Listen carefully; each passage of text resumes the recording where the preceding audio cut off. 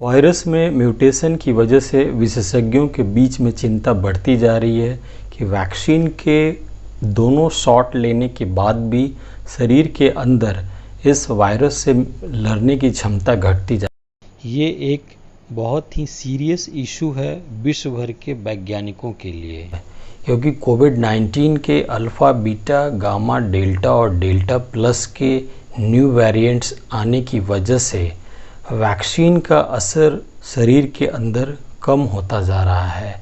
अभी एक recent study के बाद ये देखा गया है कि कोविड-19 के जो डेल्टा प्लस है उनके अगेंस्ट में एंटीबॉडीज़ जो वैक्सीनेटेड पर्सन हैं उनका अमाउंट एंटीबॉडीज़ का बहुत कम देखा जा रहा है।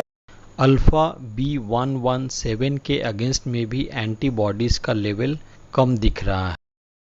डेल्टा का मूल वेरिएंट अपना असर बहुत तेज़ी से दिखा रहा है, जिसमें अमेरिका, इंग्लैंड, जापान, रशिया और इंडिया भी शामिल हैं। इन कंट्रीज़ में वैक्सीनेशन होने के बाद भी जिनको वैक्सीन लग चुका है उनके अंदर भी इस वायरस से लड़ने की क्षमता घटती जा रही है। ये विशेषज्ञों के बीच में एक चिंता का विषय है। अभी एक रिसेंट स्टडी के बाद ये पता चला है कि जो लोग डबल डोज वैक्सीन ले चुके हैं उनको भी इन्फेक्शन हो रहा है। तो इस चीज़ से बचने के लिए अभी लोगों का मानना है कि ऐसा हो सकता है कि बूस्टर डोज लेने की ज़रूरत पड़ सके। इसके लिए अभी कुछ रिसर्च भी हो रहे हैं और रिसर्च के जो इनिशियल इंफॉर्मेशन आए हैं उसमें ये देखा गया है कि जिनको बूस्टर डोज दिया गया है, यानी कि 2 जैप लेने के बाद भी तीसरा डोज उनको जो दिया गया है, तो वो तीसरे डोज से जो एंटीबॉडीज़ बन रहे हैं वो डेल्टा और डेल्टा प्लस के लिए सफिशिएंट अमाउंट में एंटीबॉडीज़ बना रहे हैं और उसके अगेंस्ट में, वायरस के अगेंस्ट में एक इम्यूनिटी प्रोवाइड कर रहे हैं। तो जिस तरह से अभी अमेरिका में बहुत तेज़ी से डेल्टा प्लस का इफ़ेक्ट देखा जा रहा है और बहुत सारे लोगों की डेथ भी हो रही है इम्यूनाइजेशन के बाद भी, तो अभी गवर्नमेंट ऑफ अमेरिका भी प्लान कर रही है कि बूस्टर डोज की कितनी आवश्यकता है। इसके लिए एक्सपर्ट्स की राय लेनी शुरू कर दी है। Doctor Anthony Fauci, director of national institutes of allergy and infectious disease और CEO फाइज़र एल्बर्ट बोर्ला का भी मानना है कि आने वाले टाइम में लोगों को बूस्टर डोज लेने की आवश्यकता पड़ सकती है।